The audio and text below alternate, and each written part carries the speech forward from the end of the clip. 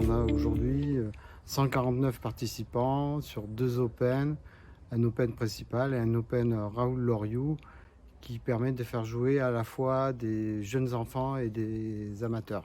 Donc un Open, c'est un tournoi homologué au niveau de notre fédération internationale qui permet de gagner des points. Beltrán, Suez. Très bien. Gauthier, Vienne. Cette année, on a des joueurs qui viennent d'Ukraine, on a des joueurs qui viennent d'Inde, on a des joueurs qui viennent d'Espagne, un Brésilien et pas mal de Français de toute la France et même de la Martinique. Beaucoup de clubs organisent des tournois un peu partout en France pendant l'été. Il y en a généralement pendant les vacances. Nous, on est un tournoi quand même assez traditionnel sur les tournois qui ont lieu pendant l'été.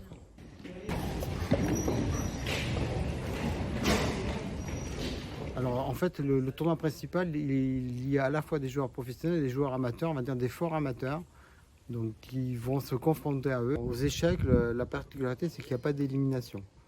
Il y en a qui pensent par exemple à des tournois de tennis, où en fait, une fois qu'on a perdu, le tournoi est terminé, hein, quel que soit à haut niveau ou à un niveau amateur.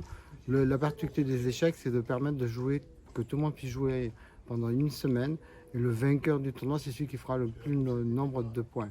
Et pour ça, on appelle ça à chaque fois des rondes. Donc il y a 9 parties, 9 rondes. Et c'est celui qui aura gagné le plus de parties qui, à la fin, gagnera le tournoi. Et bien une partie, en moyenne, ça va durer entre 3 et 4 heures de jeu. Ça peut être fatigant. Donc les échecs, en termes de sport, parce que c'est un sport, ça ressemble plus à un marathon. C'est-à-dire qu'en fait, à la fin, s'imposent les joueurs qui sont les plus en forme, qui ont la meilleure condition physique. Et la fatigue va être un élément aussi qui va déterminer les résultats, parce que quand on est fatigué, on fait des erreurs.